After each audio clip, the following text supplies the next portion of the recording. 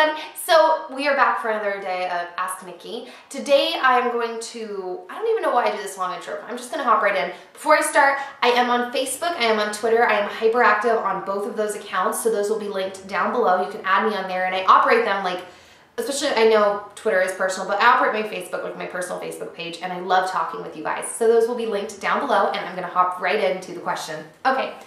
Hey Nikki. I'm having a lot of family issues. In May, my grandma had heart surgery. My grandma had heart surgery last summer, then had a stroke, and she is still not fully herself again. And now my grandpa has prostate cancer, and I'm slowly but surely having a meltdown because they have supported me all 19 years that I've been alive. And I wish I could do more for them, but it is so hard when I live an hour away and work every day. And my boyfriend is being distant now. We live together, and our work hours are so different. I work days and he works night, and when we get home, we are both so tired, but it honestly hurts my feelings that I don't have my best friend / boyfriend the same anymore. I pray each night that my life goes back to the way it was, but I know it won't be able to now. I just want to be happy. I know God has plans for me, but I just need some sort of guidance on how I can accept what is going on and move forward in a positive way. And I cannot find that right now. Thank you so much if you read this. Okay.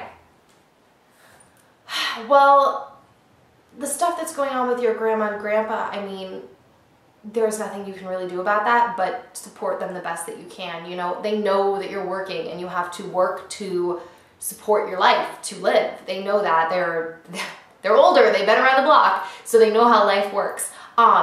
In terms of being there for them, you know, you may just want to, and I'm sure you're already doing this, so I feel very weird saying this, but, you know, as often as you are able to get down to visit them, do it. You know, if that's my best advice, you want to be around them as much as possible, especially, you know, they have supported you for so long. You want to be there for them, and you want to be able to help them when they need it.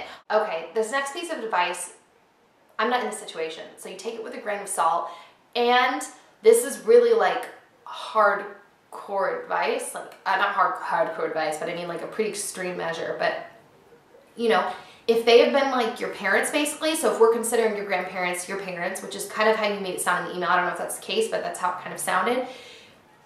If it gets to the point that, you know, it looks like one of them are going to be passing away, or, you know, and the other one can't function, sorry, my door's opening, can't function on their own and they need you, you know, it may come to the point of you, if you're able to consider like relocating for a while. I don't know if that's even a possibility, you know, but if they have operated as your parents for 19 years, that may be a step you may need to take down the line if it looks that they need it and they don't have anyone else out there. But I'm not in that situation. I don't know. It may not be even like I'm saying, you know, I don't know if they raised you like your parents, but you just want to be there for them as much as possible.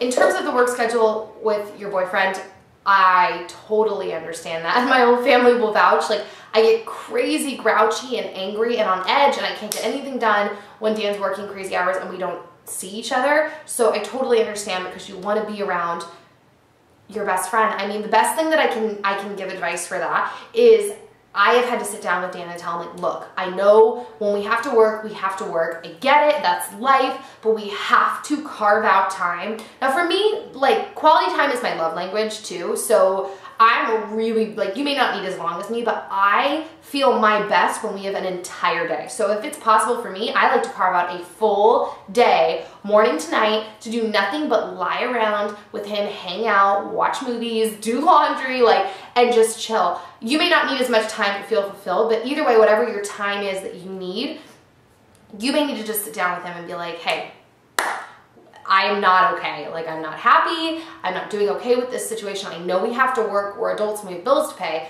but we need to carve out time where we can just like grow our relationship and remember why we're together in the first place and be friends and hang out. And you both will actually be way more productive in work and in life if you have time to just relax and hang out and just like rejuvenate. You know, I need that. You know, it's not to be spiritual, but in the Bible they call it a Sabbath, and we're not built to operate 7 days a week working. You are supposed to take one day off to just relax and like breathe and recharge. So yeah, you may need to sit down and talk with him about that. So that is, I guess, the best advice I can give for this. You know, I know so you want to just accept what is going on and move forward in a positive way. I honestly think that taking time out to relax and recharge helps you accept things and move forward in a positive way. It's a little hard to be positive and accept things when you're so fried and tired that your brain can't even function and you can't put sentences together.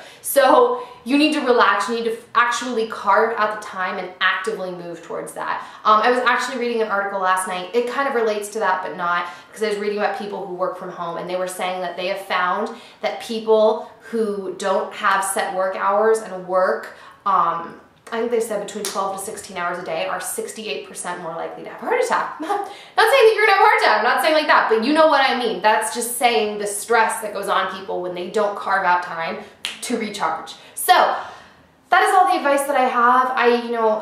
I hope that you're able to take that time out to relax and recharge. And yeah, I hope you'll keep me updated on how everything is going with your grandparents and your work schedule.